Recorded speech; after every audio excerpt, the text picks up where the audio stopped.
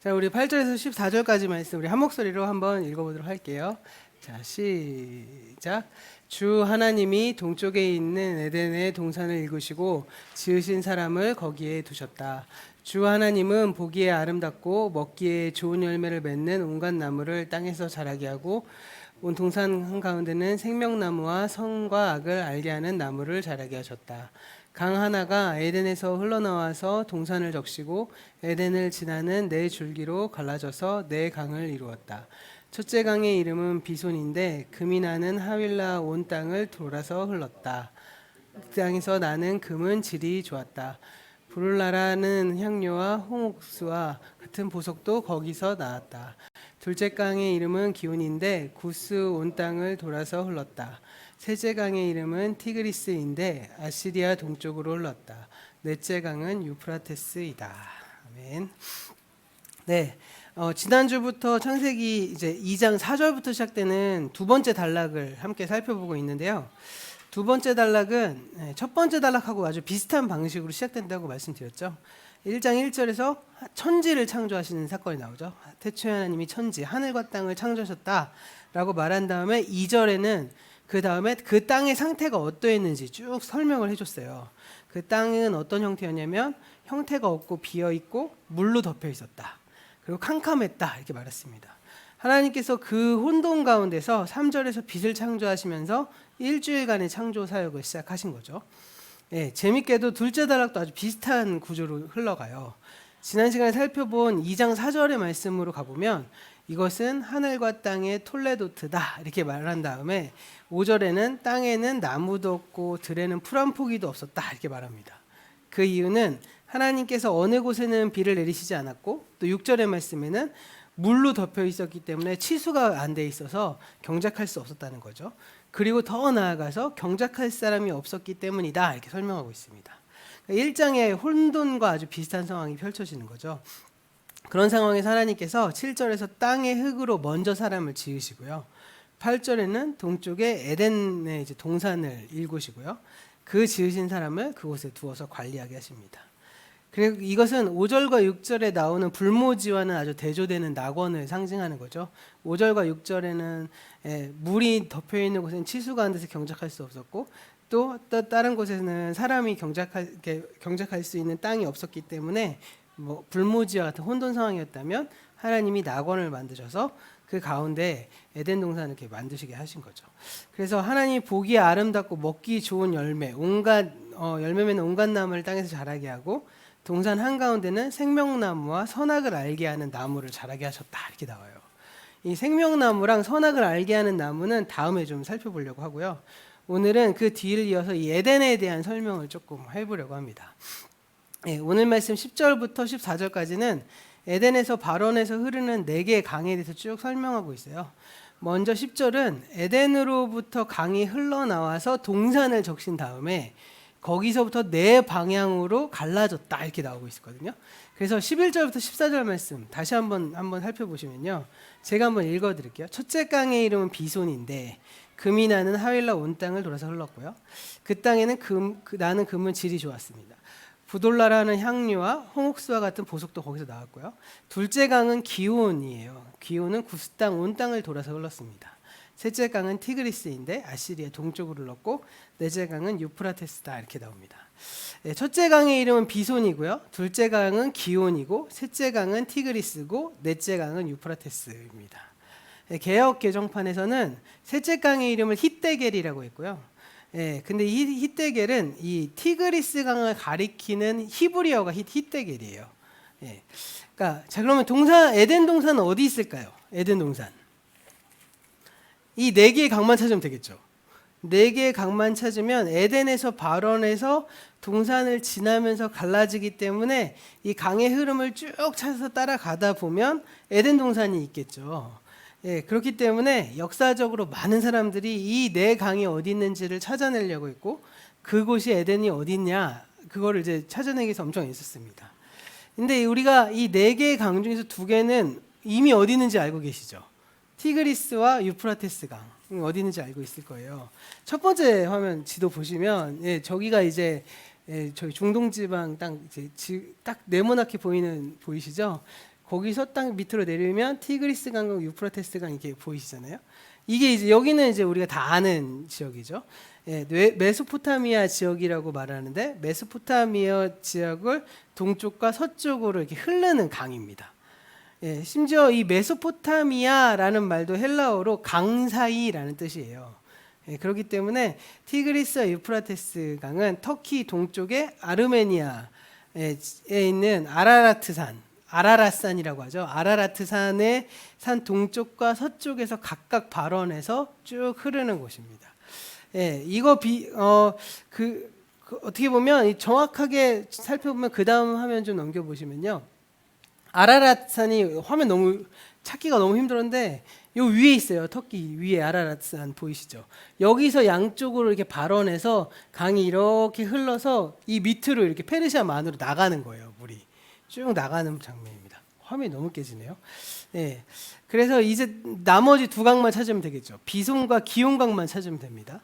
11절에 의하면 비손강은 하윌라 온 땅을 돌아서 흐른다 이렇게 나왔어요. 하윌라가 어딨냐 그걸 찾아보면 되겠죠. 창세기 10장 7절 말씀 보면 이런 말씀이 있습니다.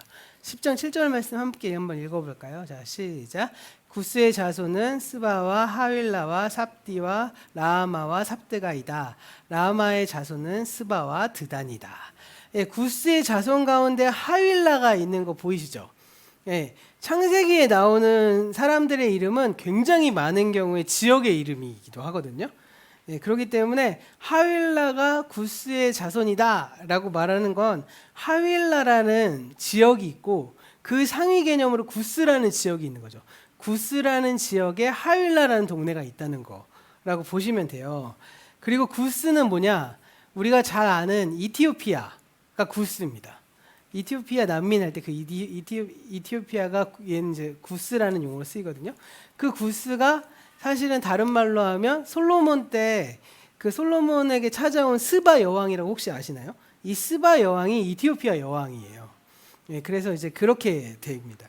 다시 말씀으로 돌아가 볼게요. 창세기 2장 13절 읽어보면 강이 둘째 강이 나오는데 둘째 강의 이름 기온이에요.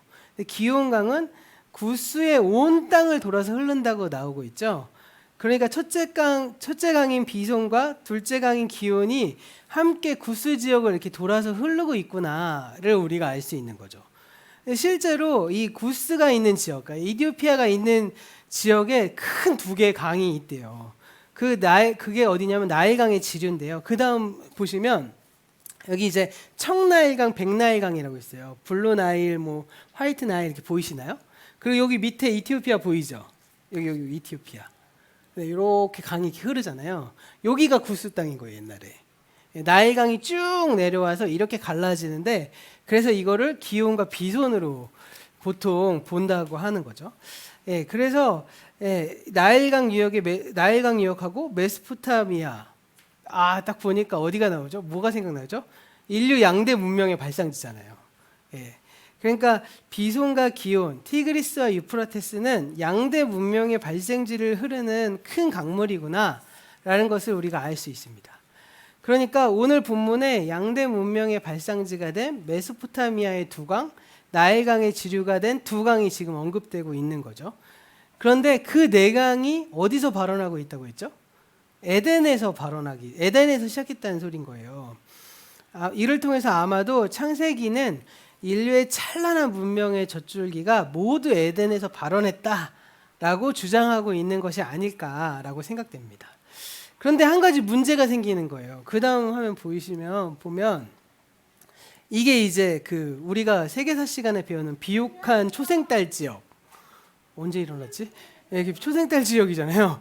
예, 이걸 이제 이 영어도 이게 초생딸 지역이라고 써 있는데 이 여기를 보면 강이 어떻게 되죠? 티그리스와 유프라테스가 저기 위에 있는 산 아라랏산에서 쭉 내려와서 페르시아만으로 내려가요. 그렇죠? 그럼 나일강은 이 청나일, 백나일 이 나일강은 어디로 갈까요? 유입될까요? 북쪽으로 올라가고 지중해로 올라갑니다. 그러니까 강이 물 따라서 쭉 내려서 티그리스와 유프라테스는 페르시아만으로 내려가고요. 그리고 나일강은 쭉 올라가고 지중해로 물이 빠져요. 그런데 그러니까 쉽게 말해서 이스라엘의 입장에서 볼 때 이 티그레스와 유프라테스는 동북쪽에 있고요. 나일강은 남서쪽에 있잖아요.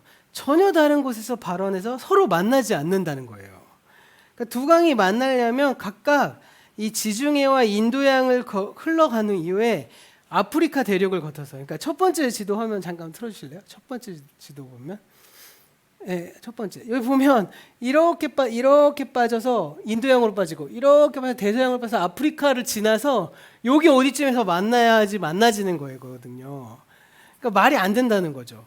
쉽게 말해서 성경에서 말하고 있는 내용은 에덴이 이 네 개의 강에서 발원했다고 하는 주장이 말이 성립이 안 된다는 겁니다. 완전 다르다는 거예요. 그래서 이 비온강과 기손강이, 티그리스 유프라테스는 워낙 정확하게 써 있으니까 그럼 비손강과 기온강이 청나일 백나일이 아닌가? 이렇게 해서 이 두 강을 찾으는 시도가 엄청나게 많이 있었습니다. 그래서 적어도 창세기에 에덴 동산과 함께 언급될 정도면 그러면 인류 역사의 문명의 기원이 될 만큼 엄청 큰 강이 있어야 되잖아요. 그렇죠? 그냥 실개천은 아닐 거고. 그러니까 이 유프라테스와 티그리스 정도 되는 강을 막 찾아보려고 했는데 없다는 거예요. 그 주변에. 그래서 어떤 사람들은요, 그 다음 화면 사진 보면, 여기 인도양에 인더스 문명 보이는, 인더스 문명에 있는 여기 어디쯤에서 인더스 강하고 겐지스 강 사이가 요게 비손강과 기온강이다 주장하는 사람들도 있었다는 거죠. 그럼 적어도 여기 가운데서 만나잖아요. 그러니까 이란 여기 요 밑에 여기 어디쯤에서가 에덴 동산이 아닐까라고 주장하는 사람들은 그런 비온강과 기손강은 저 인더스강과 겐지스강에 있는 것이 아니냐라고 이제 주장하는 사람도 있고요. 그리고 어떤 사람들은 그 다음 화면 보면 여기 에덴 동산이라고 써 있는 거 보이죠? 쉽게 말하면 티그리스강하고 유프라테스강은 위에 있고 여기 밑에 어디에 말라버린 그 강 두 개가 비손강과 기온강이 있을 거야. 그러니까 에덴 동산은 한 여기 어디쯤 있겠지라고 주장하는 사람들이 있고요. 이게 가장 큰 설득력을 가진 지도입니다. 에덴 동산이라고 지금 구글링에서 딱 검색하면 다 대부분 여기 어디로 나와요, 그림이. 그리고 뭐 어떤 사람은 그래서 이렇게 페르시아만 연안에 있다고 주장하는 사람들도 있고요. 그리고 어떤 사람들은 아예 찾지를 못하니까 노아의 홍수 때 페르시아만 밑으로 그냥 가라앉아 버렸다 주장하는 사람들도 있습니다. 그런가 하면 어떤 사람들은요, 유대인들 중에, 그러니까 우리나라도 국뽕이라고 하잖아요. 유대인들 중에도 국뽕이 있겠죠. 유대인의 국뽕은 엄청나거든요.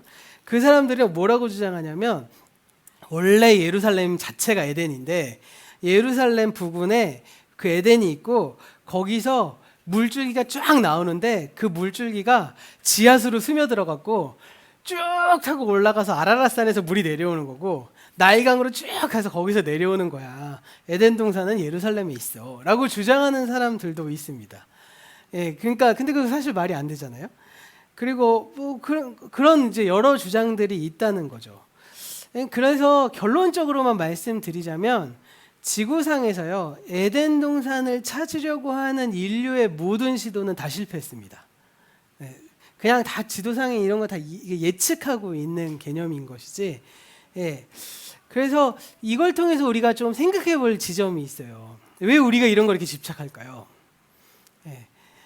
우리가 창세기를 읽으면서 알게 되는 이러한 문제들은 오히려 우리가 성경을 읽을 때 무엇을 기대하면서 읽느냐, 어떤 기대를 하면서 창세기를 읽는 것이 좋냐, 성경을 읽는 것이 좋냐 하는 질문을 다시금 던져보게 한다는 거예요. 우리가 지난 첫 단락의 설교를 한 2달 정도 쭉 설교해오면서 그 내용 중에 여러 가지 점에 대한 말씀을 나눴을 때 우리가 알고 있는 과학 상식과는 좀 다른 내용이었다는 걸 좀 발견하셨던 거 기억나십니까? 어떻게 보면 내가 알고 있는 지금까지 증명해낸 과학 상식과 성경책의 내용 자체가 다르다는 것을 우리가 확인했거든요.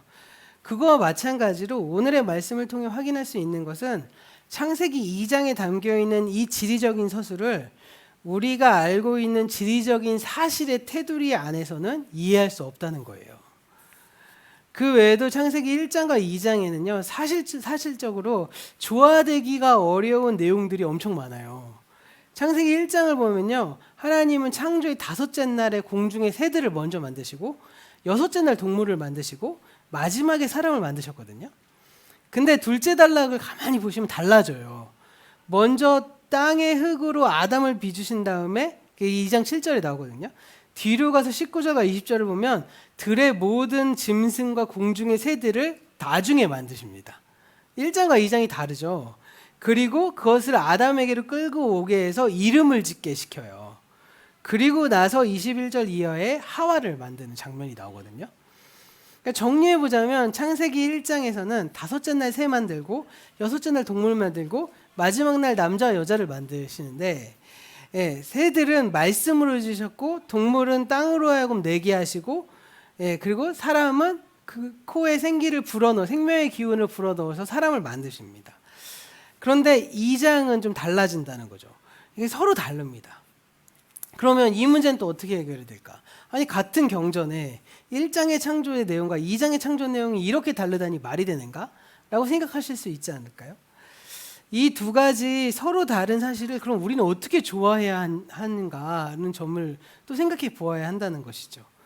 이렇게 우리가 창세기를 읽으면서 발견하게 되는 이 사실성의 문제에 대해서요, 지금까지 그리스도인들이 사용해온 해결 방법은 무엇이었을까? 어떻게 어떻게 우리의 선배들 그리고 어떻게 저희 같은 목회자들은 이 문제를 어떻게 해결했을까요? 제가 대학교 1학년 때 저는 정말 많이 공부했던 것 중에, 저는 이제 원래 보수교단 신학교에서 공부를 하다가 군대 갔다 와서 편입을 했거든요. 거기서 제일 많이 하는 게 뭐냐면 변증학입니다. 기독교 변증을 하는 거예요. 이렇게 질문하면 이렇게 대답하고, 이렇게 질문하면 이렇게 대답하고, 이렇게 엄청 많이 공부하거든요. 그 내용의 그 사실의 근거 자체를 어떤 관점을 가지고 그것을 공부하느냐, 그리고 우리가 그걸 어떻게 받아들이고 있고, 사실은 많은 믿음이 좋다고 하는 분들이 그걸 어떤 기반을 가지고 그거에 꽂혀갖고 아이들에게 뭐 창조과학이라든지 뭐 이런 것들을 막 강조하느냐, 이거에 대해서 우리가 생각해 볼 필요가 있다는 거죠. 어떤 해결 방법을 가지고 있냐면요, 그럼에도 불구하고 창세기의 내용이 사실이라는 믿음을 포기하지 않고 끝까지 이 내용이 사실임을 입증하려고 노력하고요, 아직 입증되기 전이라도 결국은 입증될 것이다 라고 믿는 거예요. 지금은 과학이 발전되지 않아서 이게 증명이 안 됐을 뿐이지 분명히 성경의 말씀이 진리야, 성경의 말씀이 옳아, 성경의 말씀은 바뀌지 않을 거야, 이게 바로 그리스도인들이 지금까지 사용해온 방법이라는 거예요. 네. 근데 다시 한번 생각해 보자고요. 성경이 하루아침에 만들어졌나요? 절대 하루아침에 만들어진 책이 아니잖아요. 창세기를 비롯한 구약의 성경책들은 성경이라고 하는 하나로 집대성돼서 유대인이 이걸 성경이라고, 경전이라고 받아들인 것은 계속 말씀드리지만 바벨론 포로기 시대였거든요. 포로기 이후에 귀환해서 돌아왔을 때 집대성된 것이 역사학자들의 일반적인 증언입니다. 그러니까 구약의 성경들이, 그러니까 첫 책이 이제 성경책이 된 것은 바벨론 포로 후였어요. 그 정설은 에스라 시기 정도로 보거든요. 에스라가 종교 개혁을 하잖아요. 그 지점으로 보는 것이 대다수의 의견입니다. 물론 그 이전까지 과정이 있죠. 그 전까지는 말로 구전으로 전승되다가 그런 과정이 거쳤을 것이고요. 단편으로 기록됐을 거예요. 창세기에서도 뭐 아브라함의 스토리, 출애굽의 모세의 스토리, 여호수아의 스토리 이렇게 기록되다가 그 과정들이 단편 모아서 하나의 책으로 묶어내는 과정들이 있었고, 그것을 성경으로 받아들이는 과정이 있었겠죠. 네, 엄청난 한 1000년 이상의 시간을 걸쳐서 창세기가 성경이 된 거예요. 그런데 그때 창세기를 성경으로 받아들인 유대인들이 창세기의 1장의 내용과 2장의 내용이 분명히 사실적으로 불일치한다는 것을 알고 있지 않았을까요? 모르고 받아들였다, 아차 실수, 편집을 실수했네, 이랬을까요? 네. 유대인들은요, 우리가 상상을 초월할 정도로 성경을 꼼꼼히 읽는 민족들이거든요. 어떻게 보면 어느 정도 그냥 얘가 어느 정도 똑똑해 라고 하는 정도의 아이들은 우리 희중이 나이 정도가 되면 구약을 외워버려요. 엄청 똑똑한 애들은 그렇고요, 그냥 일반적인 애들은 오경은 외웁니다.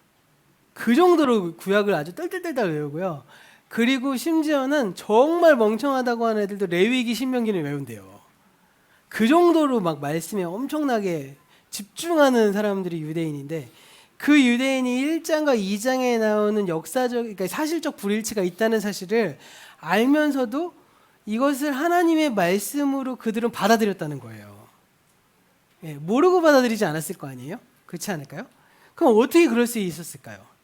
예, 사실이 다른데. 그 이유는 사실성은요, 성경이 하나님의 말씀이 되는 기준이 아니었기 때문입니다. 헷갈리시죠? 사실성이 하나님의 말씀이 되는 기준이 아니라는 거예요.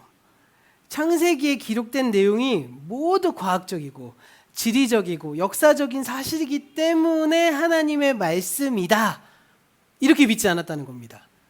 그러니까 창세기의 모든 내용들이 지리적인 거, 과학적인 거, 역사적인 것이 모두가 다 팩트이고 사실이기 때문에 사실이라서 난 이것을 믿어 라고 받아들이지 않았다는 거예요.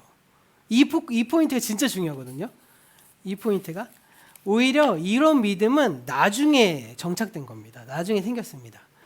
그리고 그렇게 오래되지 않은요, 19세기에서 20세기 소위 말하는 실증주의 시대에 이런 생각이 굉장히 강화됐어요. 예. 이런 얘기 많이 하죠. 무엇이 진짜냐 도대체. 예. 우리는 대개 사실이 진짜라고 생각하잖아요. 예. 사실은 영어로 팩트고요, 진실은 영어로 트루스잖아요. 근데 팩트와 트루스를 동의어라고 생각하고 사용합니다. 우리한테는 너무 당연한 얘기거든요. 그렇죠? 그런데 그것을 당연하게 생각하기 시작된 것은 사실은 19세기에서 20세기에 정리된 사고라는 거예요. 실증주의의 엄청난 영향으로부터. 실증주의자들은요, 과학적인 사실과 역사적인 사실만이 진짜라고 생각했고요, 그것만이 진실, 트루라고 생각했습니다. 그렇기 때문에 그 사람 실증주의자들이 뭐라고 기독교를 공격했냐면, 성경은 사실이 아니기 때문에 가짜야, 이렇게 얘기했어요. 예. 그러자 교회와 신학자들이 어떻게 대응했을까요? 실증주의자들이 막 그렇게 공격하니까, 아니야, 성경에 기록된 것은 모두가 다 과학적이고 역사적인 사실이야 라고 주장하기 시작합니다. 그리고 그 다음부터 성경에 담겨있는 모든 내용이 과학적인 사실이고 역사적인 사실임을 입증하기 위해서 노력해온 게 지금까지의 기독교의 역사하고요, 학문적인 배경이 된 거예요. 그런데 다시 한번 생각해 보자고요. 실증주의자들이 과학적 사실과 역사적 사실만이 진짜라고 주장할 때 교회와 신학은 어떻게 대응했어야 됐을까요? 예. 과연 하나님의 초자연적인 진리를 과학이라는 인간의 범주 안에 가둘 수 있다고 생각하니? 라고 반문해야 되지 않았을까요? 오히려 우리가 삶을 돌아보면 꼭 팩트와 진실만이 사실이라고 생각하는 것 이상의 경험을 매일매일 자주 하시잖아요. 딱 그것만이 사실이야, 그것만이 진짜야, 그것만이 진실이야 라고 생각하지 않지 않나요? 부부싸움을 해도 서로 간에 사실을 가지고 얘기하지만 진실은 담 넘어 있는 경우들도 있고, 진실을 가지고 있는 사람이 오히려 정말 팩트라는 걸 가지고 공격하는 것 때문에 무너지는 경우도 우리 참 많이 보지 않습니까? 근데 우리가 그걸 가지고 그것만이 사실이라고 주장하고 같이 그걸 막 옹호해서 맞아, 그런데 성경도 그게 맞아, 그렇기 때문에 우리가 그걸 계속 찾아낼 거야 라고 주장한다는 건 사실은 너무 어불성설인 거겠죠. 예.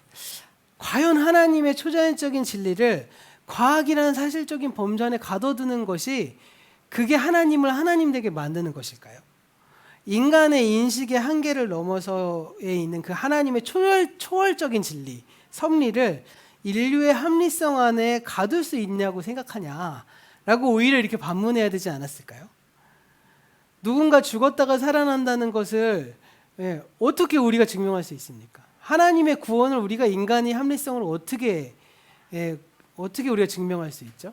우리가 누군가를 용서하고 누군가를 용납하는 것에 대해서 그걸 어떻게 과학적으로 우리가 합리적으로 할 수 있을까요? 이 신앙의 눈으로 볼 때 사실이라는 범주는 매우 협소합니다. 그렇죠? 실존주의가 말하는 과학적 사실이란 실험적으로 재현 가능한 사실이 사실인 거거든요. 예, 어떤 사실이 과학적인 사실이 되기 위해서는 그동안 동일한 조건을 똑같이 반복해서 실험해 볼 수 있어야 돼요. 그리고 몇 번을 실험하더라도 동일한 결과가 나와야 되죠. 그래야 과학적 사실이 될 수 있습니다. 그런데 하나님의 창조, 하나님의 구원, 이것을 실험으로 어떻게 재현할 수 있겠어요? 실증주의가 말하는 역사적인 사실이란 인간의 경험의 테두리 안에서 합리적으로 인과관계를 설명할 수 있어야지만 그것이 역사적으로 인정받거든요. 그런데 어떠한 사실이 일어났다, 그것을 입증하기 위해서는 합리적으로 인과관계를 설명할 수 있어야 된다, 이것만 가지고 이것은 이래서 이런 일이 일어났고 이러한 일이 일어났기 때문에 또 이렇게 일이 일어났다 라고 경험의 테두리 안에서 합리적으로 설명할 수 있는 것만이 진실이라고 생각하거든요. 그런데 하나님의 구원을 인간의 경험과 합리성 안에서 어떻게 설명할 수 있어요? 예, 초월해 있는 거죠. 그런 하나님의 진리를 합리성의 틀 속에 어떻게 다 집어넣을 수 있을까요? 왜 우리가 성경에 담겨 있는 모든 것들이 과학적인 사실이고 역사적인 사실이라고 왜 주장해야 할까요? 왜 우리가 성경에 담겨 있는 모든 것들이 하나님의 구원과 하나님의 진리라는 진리를 이 사실이라는 협소한 틀 속에 막 가두려고 해야 되냐는 거죠. 이 사실이라는 것은 프레임이잖아요. 이 프레임은 그 철학자들이 만든 거지 성경에 담겨 있는 것은 아닙니다. 그 실증주의자들이 만들어 놓은 프레임 속에 기독교인이 오히려 갇혀버리는 것이죠. 예, 성경을 오히려 옛날에 중세시대 때는 철학이 신학의 시녀라고 말했는데 오히려 신학이 철학의 시녀가 되어버리는, 성경을 철학의 틀에 맞추려고 하기보다는 성경의 기준으로 성경을 읽는 것이 오히려 옳은 거죠. 이게 뭐 과학적 사실에서 어떻게 해서 이건 이렇게 되고 막 뭐 7일이 창조가 맞느니 무슨 뭐 하나님의 시간 하루가 천년 같고 천년이 하루 같으니까 막 이렇게 이런 설명할 필요가 없는 거죠. 네, 다시 오늘 말씀으로 돌아가 볼게요.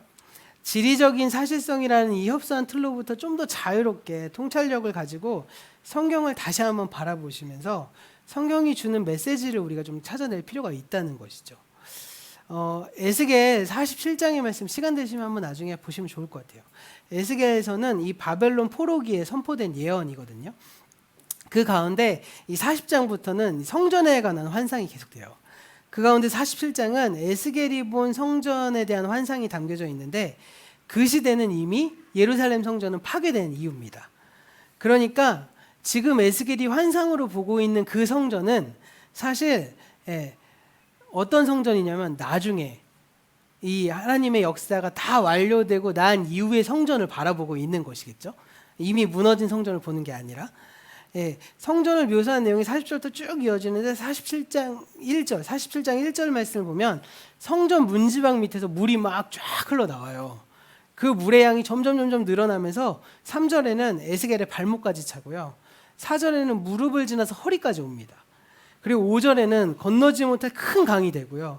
계속해서 6절 이하를 보면 그 강이 막 동방으로 흘러서 아라바 지역, 그러니까 요단 계곡을 지나서 이 곧 사해 바다까지 흘러갑니다. 사해 바다는 무슨 바다죠? 죽은 바다잖아요. 데드시라고 하잖아요. 이 죽은 바다에 그 생명수의 물이 쫙 흘러내니까 무슨 일이 생기냐면 그 죽은 바다의 물과 물고기들이 살아나기 시작해요. 그 환상이 나옵니다. 이것은 종말에 일어난 하나님 나라를 생명의 강이라는 상징을 가지고 서술한 내용이에요. 그렇다면 성경의 마지막 책인 요한계시록 22장에 가면 종말의 새 예루살렘에 대한 말씀이 나오거든요.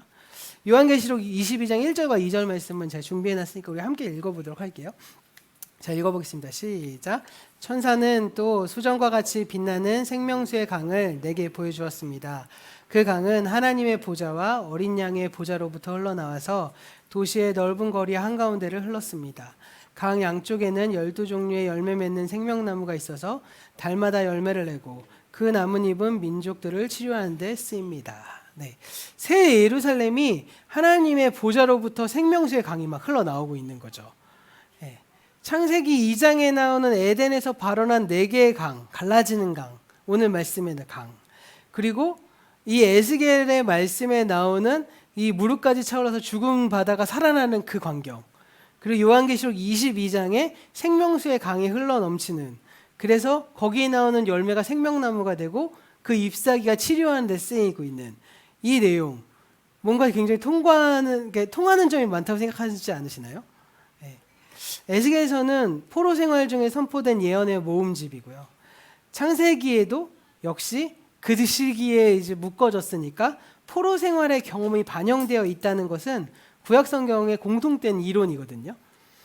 그러니까 결국 같은 시대에 같은 그림인데 한 책은 창조의 모습을 그리고 있고 한 책은 구약의 마지막인 에스겔은 종말의 모습을 그리고 있는 거예요.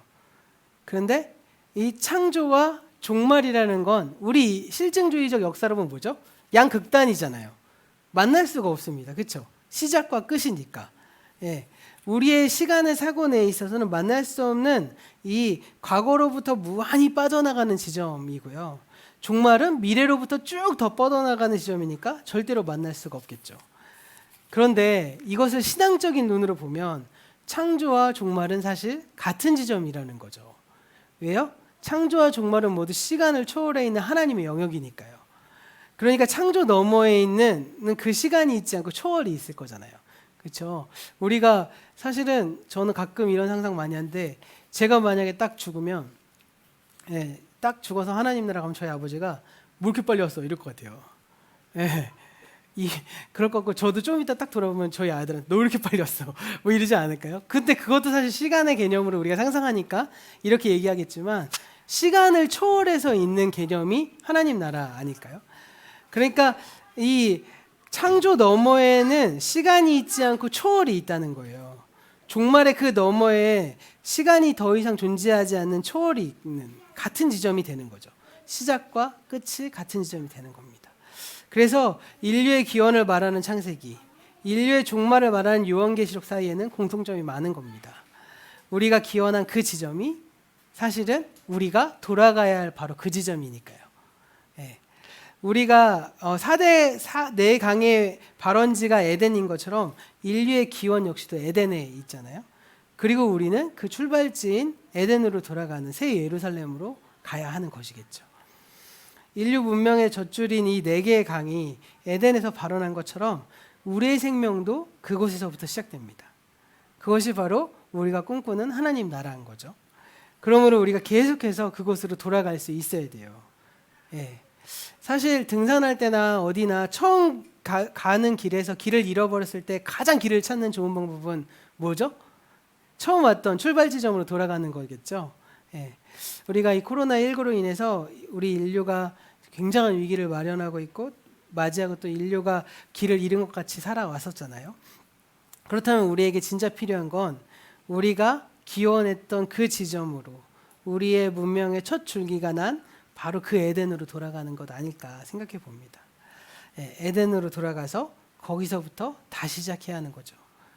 그런 점에서 에덴이라는 곳은 물리적인 공간이 아니라는 거죠.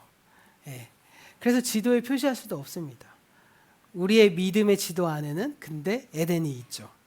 그 에덴은 지리적인 공간에 고정되어 있는 것이 아니라는 겁니다. 그래서 우리가 생각지도 못하고 기대하지도 못한 곳에서 우리의 삶의 생명수가 요동치는 에덴을 발견하지 않습니까? 어떤 사람을 만날 때든 어떤 환경을 경험할 때든 하나님의 계획과 섭리를 발견할 때 우리가 에덴을 맛볼 수 있는 것이죠. 그 경험이 궁극적으로 가리키는 그곳, 그 경험이 궁극적으로 가리키는 그 에덴은 하나님께서 우리를 창조하신 곳이고 우리가 하나님과 처음 관계 맺은 곳이고 그곳에서 끊임없이 생명수가 흘러나오는 곳 아닐까요? 우리가 오늘 말씀을 통해서 늘 우리의 삶에서 에덴을 발견하길 소망하시고요. 그 에덴으로 나아가셨으면 좋겠습니다. 우리의 삶이 사실은 정말 매일매일 말라서 갈증이 되는 그 물을 찾는 것이 아니라 영원한 생명수가 흐르는 그 물을 발견하고 찾아내는 것, 그게 우리의 삶에서 너무 중요하지 않을까 생각해 봐요. 이 세상에서 우리를 위로해주고 우리에게 우리의 희망이 되는 것들이 사실은 어떻게 보면 이 에덴이 아니라 세상의 유혹일 수도 있다. 그래서 우리가 그걸 과감하게 거부하고 하나님께서 주시는 그 에덴의 그 생명수의 강을 찾아 나서는 것, 그리고 발견해내고 누릴 줄 아는 것, 그것이 바로 우리의 신앙의 가장 큰 숙제가 아닐까 생각해 봅니다. 그 생명수로부터 영양분을 받아서 다시 시작해야 되지 않을까요? 요즘 너무 덥잖아요. 그래서 제가 한 지난주에 토요일에도 물을 안 주고 주일에도 물을 안 줬어요. 좀 늦게 와갖고 허겁지겁 예배드리고 예배 끝나고 막 교제하고 그냥 힘들어서 허겁지겁 갔거든요. 월요일 딱 되니까 저기 있는 오이랑 가지가 다 말랐어요. 그냥 진짜 그냥 이렇게 쭈글쭈글해졌더라고요. 그래서 제가 와 끝났다. 이건 끝이야 이랬는데 그냥 좀 그래도 하고 물을 3번을 셔틀을 왕복했거든요. 그래서 내가 이거를 왜 이 짓을 하고 있나 이랬는데 물을 3번을 주니까 다시 살아나더라고요. 물을 주니까 살아나는구나. 그래서 오늘도 오자마자 막 물 주고 그랬거든요. 근데 우리 안에도 사실은 정말 하나님으로부터 이렇게 넘치는 영원히 마르지 않는 샘물이 우리에게 있는데 우리가 늘 우리에게 그 잠깐의 갈증을 해결할 수 있는 그 물만을 원하고 있는 건 아닐까 한번 생각해 보셨으면 좋겠습니다. 그래서 우리의 상황을 다시 시작해야 된다면, 그리고 다시 시작하려면 오히려 우리에게 늘 공급해 주시는 하나님의 생명수의 물로 에덴으로 돌아가서 그곳에서 하나님의 지혜로, 그리고 하나님의 은혜로, 하나님의 품으로 그곳으로 돌아가는 일이 우리에게 일어나고, 이미 그곳에서 그것을 맛보고 계셨다면 하나님께 감사하시길 바랍니다. 우리 이번 한 주간에도 하나님께서 이끄시고 돌보시는 그 은혜가 우리 모든 가족들에게 함께 풍성히 넘쳐서 우리 가정 안에도 우리 가정이 에덴이 되고 나의 삶 자체도 에덴이 되는 그런 놀라운 축복의 은혜가 일어나기를 간절히 소망해 봅니다.